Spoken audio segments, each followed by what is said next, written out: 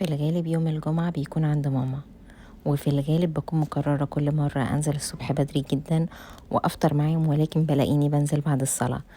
بكون فطرت وشربت الشاي وقربت أتغدى كمان، ومع كل مرة بتكون خناقة انتي جاي تسلمي وتمشي.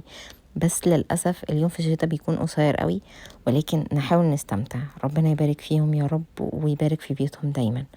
أنا اكتر حاجة بتؤرقني في حياتي اني ساكنة بعيد عن اهلي، فنصيحتي لاي اتنين بيتجوزوا لو عندكم المقدرة المادية والاهل طبيعيين، الافضل تكونوا جنب اهلكم. المميزات اكتر من العيوب بجد. كان في شوية مواعين غسلناهم سريعا عشان عندنا مهمة خطيرة. هنعمل احلى بيتزا ممكن تاكلوها، احلى من بريموس اللي هو اجدع مطعم بيتزا موجود في مصر. كوباية مية وتكون المية دافية مش سخنة أبدا عشان الخميرة ما تموتش. معلقة سكر كبيرة وكيس خميرة. وانا بحب اعمل اختبار الخميرة بره الدقيق عشان خاطر لو في اي حاجة اقدر الحقها قبل ما ابوظ العجينة بالكامل. الدقيق بس حطيت عليه رشة ملح. الكميات اللي انا هقولها لكم او المقادير هقولها لكم الكوبايتين دقيق، لو عاوزين تضعفوا الدقيق ضعفوا باقي الحاجات. انا كنت عاملة كمية اكبر فضاعفت المكونات. بفضل اعجن، ولو حسيت اني محتاجة ازود مية بزود، ولكن برضو مية دافية.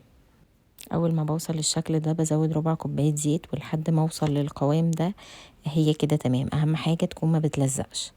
نغطيها لحد ما تخمر. هي كده الحمد لله خمرت، اللهم بارك. وحجمها تضاعف. كوبايتين الدقيق دول بيعملوا بيتزتين كبار، والكمية اللي انا عملت بيها العدد دوت، ولكن في منهم كبير وصغير ما كانش نفس الحجم. على صينية نحط شوية دقيق عشان نفرد العجينة. انا عاوزة اوصل لسمك، السمك اللي انا هوريه لكم دلوقتي، ولا تخينة ابدا ولا رفيعة خالص. الصينية اللي هتدخل الفرن بحط برضو فيها رشة دقيق، واهم حاجة اننا نخرم العجينة بالشوكة عشان نحافظ على نفس السمك اللي احنا عملناه، ما نلاقيهاش رفعت وحجمها اتضاعف يعني لفوق. الصلصة دي بقى اسهل حاجة في الطريقة كلها. كانت عبارة عن معلقتين صلصة، فلفل اسود، ملح، توم باودر، بصل باودر، وشوية مية وزعتر ناشف. اول ما تغلي على النار بنقفل. لو جربتوا الطريقة دي والله عمركم ما هتفكروا ان انتوا تجيبوا البيتزا من بره. البيتزا عبارة اهم حاجة فيها ان الجبنة يكون نوعها كويس، وانا هقول لكم على نوع الجبنة اللي انا جربتها النهاردة وهتشوفوا المطة. اي خضار عندكم، انا حطيت فلفل اخضر وطماطم وبصل وبسطرمة، ولو ما عندكوش بسطرمة ممكن تبقى جبن بس. جربت مؤخرا موتزاريلا فريش، جبنه موتزاريلا فريش، حرفيا تستحق التجربه يعني، حلوه قوي اللهم بارك، والمطه بتاعتها جميله زي ما قلت لكم. بحطها في فرن متسخن من قبل كده من تحت 10 دقايق، وبعدين على الشبكه تاخد لون حلو وبس كده. جربوها وقولوا لي رايكم فيها.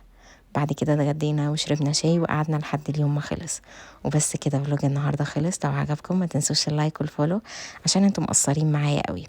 ما تنسوش تقولوا لي بتقضوا يوم الجمعة بتاعكم ازاي، وايه الحاجات اللي بتعملوها فيه. واشوفكم في فيديو جديد. باي باي.